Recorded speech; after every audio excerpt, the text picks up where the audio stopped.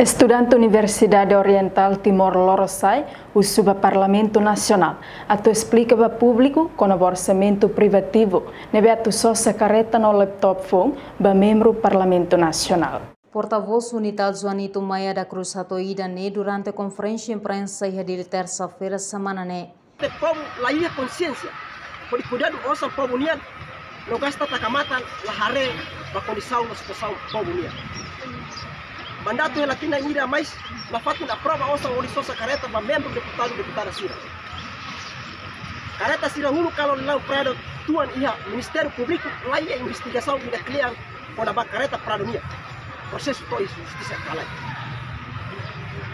Relaciona a política Parlamento Nacional NIA deve aprovar proposta de orçamento privativo e na fiscal 2023 NIA por alocar a sua careta com marca fazer Export unidade Tololulu recebida com montante por volta de $1.950.000 americanos. No laptop, Nenulu recebimos com montante por volta de 170. Tu estudante Unital, representante povo leia consciência de cuidar do povo Niosan. Cidade Oriental Timor-Leste Unital lamenta teve sua política quinta legislatura Parlamento Nacional NIAN deve aprovar proposta de orçamento privativo para sua careta Sport no laptop.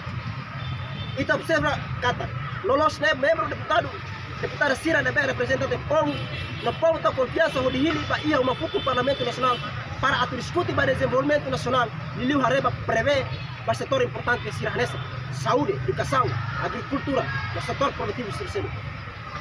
Parlamento Nacional aprova orçamento privativo, batina fiscal Rihurua Ronulu Resintolu, onde só careta fom, marca para zero sport, unidade Tolunulu Resinida, com montante $100 americano, quase milhão ida atusia Resin. Pirolos osang ne usa para setor prioridade, hanesan setor saúde, educação, agricultura, no setor produtivo.